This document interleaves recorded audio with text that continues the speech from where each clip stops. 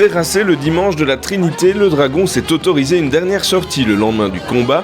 Une sortie à travers la ville pour permettre à tous de l'approcher une dernière fois avant de le voir rentrer dans sa tanière et de le retrouver l'année prochaine. Honnêtement, c'est important parce que tout le monde n'a pas la chance non plus d'aller sur cette grande place, sur cette belle grande place le dimanche de la Trinité.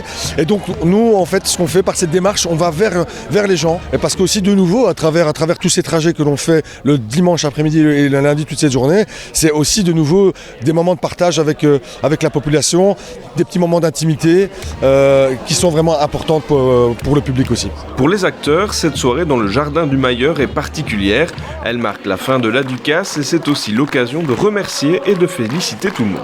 C'est à la fois pour ceux qui s'en vont la possibilité d'exprimer ce qu'ils ont dans leur tripes et puis souhaiter surtout la bienvenue à ceux qui prennent la relève et puis on attend 2024.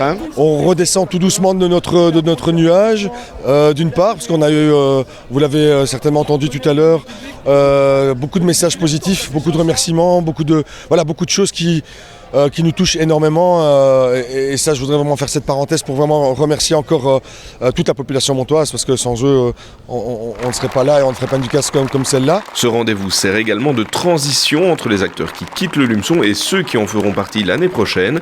Et évidemment, l'émotion est grande. Alors, c'est d'abord beaucoup d'émotions, beaucoup de souvenirs aussi. Beaucoup d'instants présents et surtout beaucoup de bonnes choses à venir simplement. On dit toujours que rentrer dans le Lumeçon c'est très compliqué, mais quitter c'est encore pire.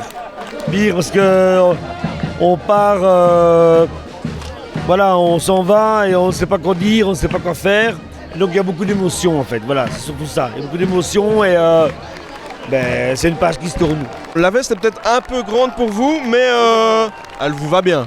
Elle me va très très bien même. J'ai été bercé par le doudou et c'est un rêve qui se réalise. Il n'y a pas vraiment de mots pour expliquer les émotions qu'on peut ressentir. Derrière cette transition, il y a aussi une volonté de transmission du folklore pour que celui-ci continue et évolue avec les valeurs qu'il défend. Ce qui est important aussi, vous venez de le souligner, dans cette transmission, c'est de l'accompagnement. Parce qu'aujourd'hui, le Lumeçon évolue, bien évidemment, sociologiquement dans le temps, il doit évoluer, mais ce qui est important, c'est qu'on garde aussi ce fil rouge. On ne peut pas faire n'importe quoi, et donc cette transmission est importante. Les aînés, je le disais tout à l'heure, on doit toujours savoir d'où on vient. Les nouveaux visages du combat 2024 sont connus et bien encadrés comme ils le sont, il ne fait aucun doute qu'ils reprendront le rôle de leurs aînés à merveille.